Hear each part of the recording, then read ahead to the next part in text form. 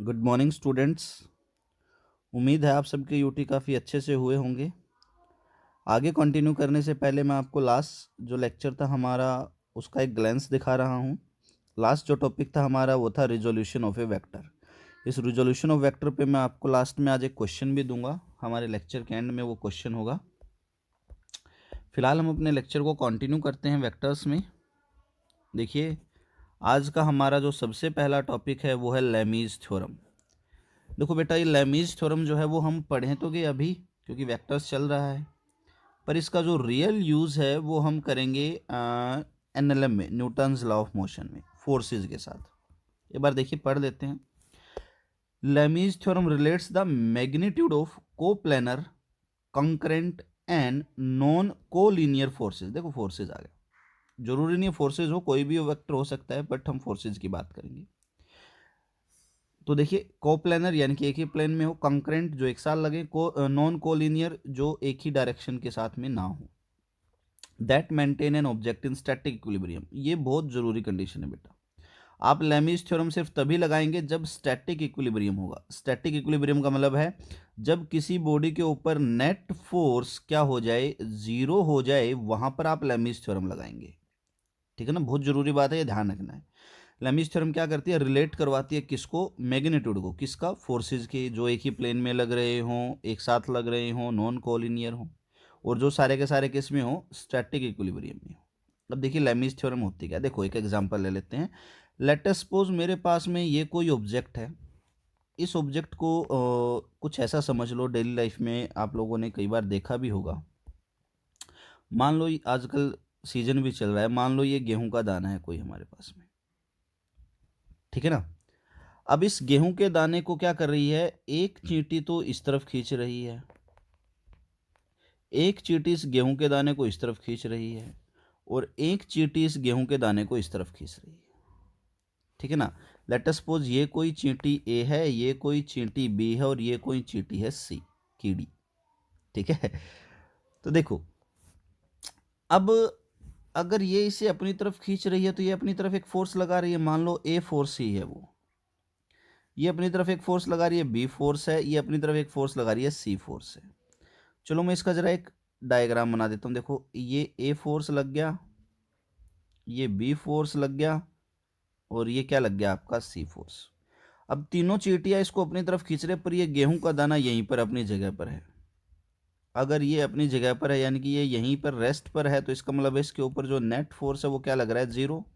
अब आपने देखा कि इसके ऊपर नेट फोर्स जीरो लग रहा है, तो मैं लेमीज थ्योरम लगा सकता हूँ। लेमीज थ्योरम क्या कहती है, देखिए, मान लो ए और बी के फोर्स के बीच में कोई एंगल है अल्फा, बी और सी के फोर्स के बीच में कोई एंगल है बीटा, ए और सी के फोर्स के बीच में कोई एंगल है गामा।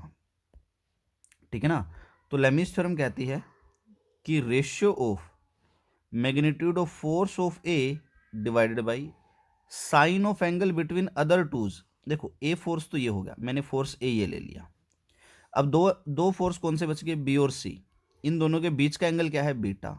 इसका साइन निकाल दो, sine of beta must be equal to another force B, दूसरा फोर्स बी ले लिया। इसी तरह से, इसी तरह से अब बाकी जो दो फोर्स बच गए, दो फोर्स कौन कौन से बच गए, एक तो ए बच गया और एक सी बच गया। दोनों के बीच का एंगल क्या है, गामा, कह दो साइन ऑफ गामा इक्वल्स होगा किसके, तीसरा फोर्स ले लो सी। अब बताओ बीच में नीचे क्या आएगा, साइन ऑफ व्हाट। अब दो फोर्स क्या बच गए, और बी, साइन ऑफ एल्फा।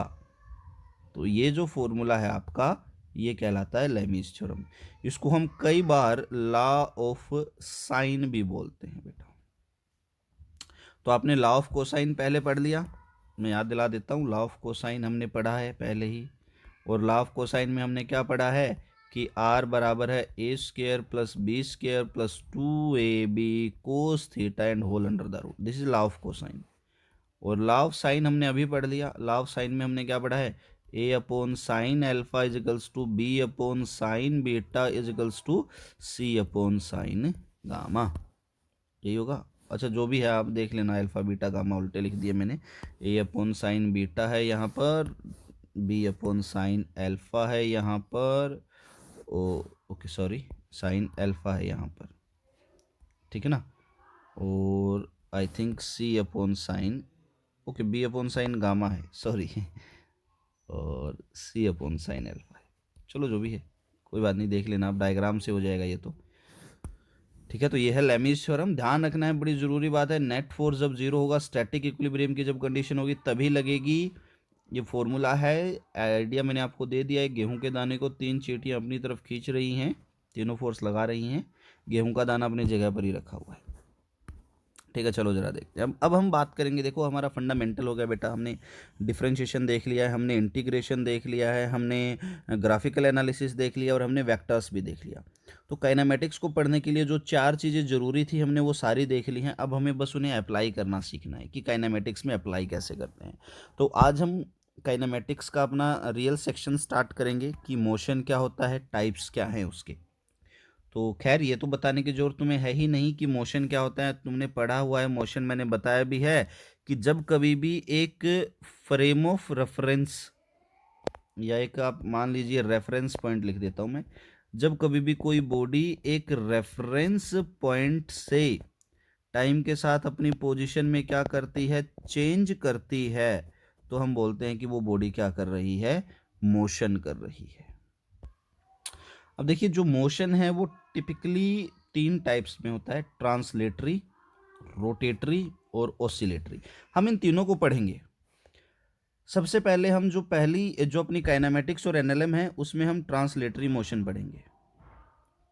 उसके बाद में हम रोटेशनल डायनामिक्स में रोटेटरी मोशन पढ़ेंगे और अपने लास्ट यूनिट में हम ऑसिलेटरी मोशन पढ़ेंगे। हम तीनों पढ़ेंगे +1 में अपने, ठीक है ना। ट्रांसलेटरी फर्दर 2 पार्ट्स में डिवाइडेड है, कर्व लीनियर और रेक्टिलीनियर। चलो एक बार जरा इनके टाइप्स देख लेते हैं क्या होते हैं ये।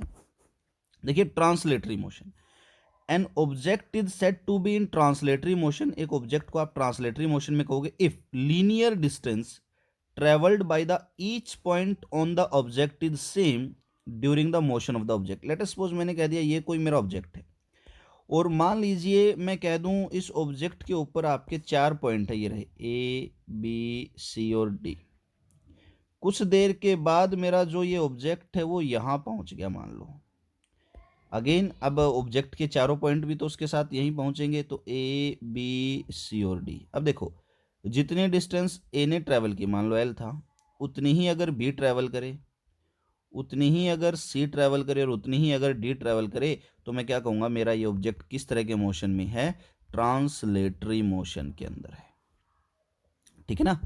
तो object is said to be in translatory motion if linear distance travelled by the each point on the object is same during the motion of the object. ठीक है, अब ये 2 तरह से हो सकता है। देखो अब एक तो देखो ये और बॉडी मेरी यहाँ से चली, फिर यहाँ पहुँच गई, फिर यहाँ पहुँच गई, ए भी ऐसे गया, बी भी इसी तरह से गया और सी भी इसी तरह से गया।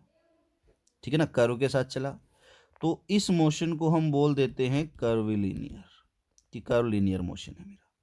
और अगर इसी तरह से स्ट्रेट चले तो इस मोशन को हम क्या बोल देते हैं, रेक्टिलीनियर। कई बार पूछ लेते हैं कि ट्रांसलेटरी और रेक्टिलीनियर दोनों एक ही बात को रिप्रेजेंट कर रहे हैं, क्या डिफरेंस है। तो देखिए रेक्टिलीनियर मोशन में तो हम एक पॉइंट ऑब्जेक्ट की बात करते हैं कि सी मेरा यहाँ पहुँचा, ए मेरा यहाँ से यहाँ पहुँचा, बी मेरा, और ट्रांसलेटरी में हम कंप्लीट बॉडी की बात करते हैं। ठीक है, नेक्स्ट देखते हैं। देखिए rotatory motion, A body is said to be in rotatory motion if every particle of it travels same angular displacement from a fixed axis of rotation। जो कुछ ऐसा समझो, मान लो मेरे पास में यहाँ पर एक बॉडी और ऐसे घूमती हुई जा रही है, तो ये किस एक्सिस पर घूम रही है, इस परपेंडिकुलर जेड एक्सिस के ऊपर घूम रही है। ठीक है ना। अब देखो जब ये बॉडी यहाँ थी, कुछ देर के बाद ये यहाँ पहुँच गई, कितना एंगल ट्रेस किया, मान लो थीटा। कुछ देर के बाद यहाँ पहुँच गई, कितना एंगल ट्रेस किया, मान लो theta theta theta theta theta. तो जब हर पार्टिकल इस बॉडी का सेम एंगुलर डिस्प्लेसमेंट ले थीटा की, एक फिक्स्ड एक्सिस है, ये रहा मेरा एक्सिस मान लो ओ, तो हम क्या कहेंगे, बॉडी किस में मोशन कर रही है, रोटेशनल। हम देखेंगे भी आगे रोटेटरी में, इसको डिटेल से देखेंगे। ना समझ में आए तो कोई बात नहीं, डेफिनेशन ध्यान रख लेना। ये रही देखो, ये कोई बॉडी है, मान लो ए डैश बी डैश, यहाँ से मोशन करके यहाँ पहुँच गया, मान लो बॉडी ए भी मोशन करके यहाँ पहुँच गई। तो जब ए यहाँ पर था, कुछ देर के बाद ए यहाँ पहुँच गया, ए डैश, कितना डिस्टेंस ट्रेवल किया इसने, थीटा। बी यहाँ पर था तो बी डैश यहाँ पहुँच गया, इसने कितना डिस्टेंस ट्रेवल किया, सेम थीटा। तो मैं क्या कह सकता हूँ कि ये जो बॉडी है मेरी किस तरह का मोशन कर रही है, रोटेटरी मोशन कर रही है। नेक्स्ट देखते हैं, देखिए ऑसिलेटरी मोशन।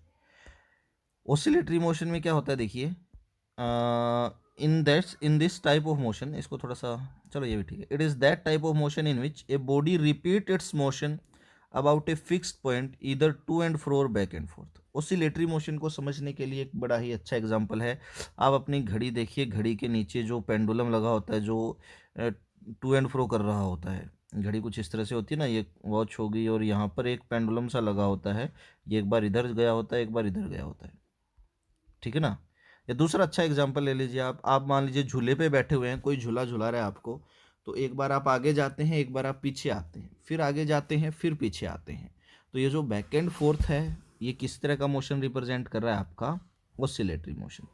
मान लो ये रहा मेरे पास में मेरा उस घड़ी का पेंडुलम, एक बार ये आगे गया इस डायरेक्शन में, फिर ये वापस पीछे आया और पीछे चला गया इस डायरेक्शन में, फिर ये वापस आ गया। तो इस तरह से ये क्या हो रहा है, अपनी इस मीन, जहाँ पर ये इनिशियली था उसको हम बोलते हैं मीन पोजीशन। तो अपनी इस मीन पोजीशन से एक बार टू हो रहा है और एक बार क्या हो रहा है, फ्रो हो रहा है, और ये रेगुलर इंटरवल में अपने मोशन को रिपीट कर रहा है। तो इसको हम क्या बोलते हैं कि ये जो पेंडुलम है मेरा, ये क्या कर रहा है, ऑसिलेटरी मोशन कर रहा है, ठीक है ना।